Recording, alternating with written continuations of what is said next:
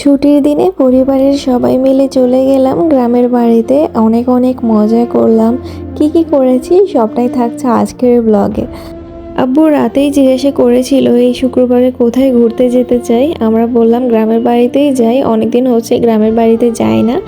তো এখন চলে যাচ্ছি সকালে ঘুম থেকে উঠে। আর যাওয়ার সময় তেল গ্যাস নেওয়ার জন্য গাড়ি থামিয়েছিল, আর আমরা কিছু নাস্তা টাস্তা করে নিলাম, কিছু স্ন্যাক্স আইটেম কিনে নিলাম। আর বাড়িতে আসার পরে এখানে অফিহা দেখতে পাচ্ছ গ্রামের দোকান থেকে কিছু আচার নিয়ে এসেছে। আর এই আচারগুলো কিন্তু শহরে থাকলে আমরা তেমন একটা খাই না, গ্রামে আসলে ভালোই লাগে এই ধরনের জিনিসগুলো খেতে। এবার ছাদে চলে এসেছি। ওয়াফিহা একটা পাটি নিয়ে এসেছিল, সে বলছে এখানে বিছিয়ে দিতে, সে নাকি একটু শুবে, কিছুক্ষণ মজা করবে আর কি এভাবে। আর আম্মু, বড় আপু সবাই মিলে আমরা ছাদে চলে এসেছি।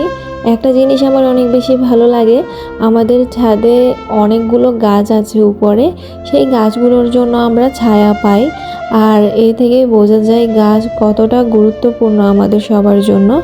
গাছ থাকলে আমাদেরকে ছায়া দেয়, অনেক কিছুই দেয়। আর গাছের উপকারিতা সবাই তো জানো, এগুলো বলার মতো কিছু না।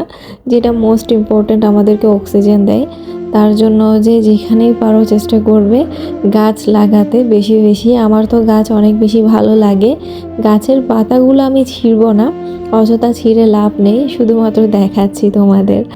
আমরা কিন্তু বাসা থেকে বের হওয়ার আগেই আপু রান্না করে ফেলেছিল। সকালবেলা ঘুম থেকে উঠে অনেক ভোরে ভোরে পোলাও, মাংস, অনেক কিছু রান্না করেছে, যা আমাদের সবারই অনেক পছন্দের। রান্না বান্না করে আমরা গ্রামের বাড়িতে নিয়ে এসেছি।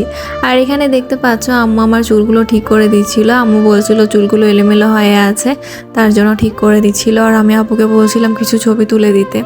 তো যা বলছিলাম সেটা হচ্ছে রান্না করে নিয়ে এসেছি, কারণ এখানে এসে রান্না করার ঝামেলা নিতে চাই না। তো তার জন্য আপু সকালবেলায় সব কিছু রান্না করে ফেলেছে। আর গ্রামের বাড়িতে কিন্তু আমার দাদু আছে, তো আমার দাদু আছে, আরেকটা দাদুর বোন আছে, তো সবাই ছিল। সবার সাথে কথাবার্তা বলে এখন উপরে চলে এসেছি, আর এখানে কিছুক্ষণ সময় কাটাবো। তবে শীতকালের এই রোদটা তোমরা চেষ্টা করবে নেওয়ার জন্য। শীতকালের এই রোদটা কিন্তু অনেক বেশি ইম্পর্ট্যান্ট, এটাতে ভিটামিন ডি থাকে, তো ভিটামিন ডি নিচ্ছি এটাই বলতে পারো। আর শহরে থাকলে তো আসলে এই টাইমে আমরা দিনের বেলা খুব একটা বের হই না বাসা থেকে, তবে গ্রামে এসেছি আর বের হয়েছি, এই সময়টাতে অনেক বেশি ভালো লাগছিল। মন মাইন্ড অটোমেটিকলি প্রফুল্ল হয়ে গিয়েছে। আমাকে দেখেই হয়তো বুঝতে পারছো আমি কতটা বেশি হ্যাপি ফিল করছি, অনেক বেশি ভালোই লাগছিল আমার কাছে। এবার ওয়াফিহা যে পার্টিটা এনেছে, এখানে বালিশ টালিশও নিয়ে এসেছে সে, সেখানে শুয়ে আমি দেখছিলাম কেমন লাগছে।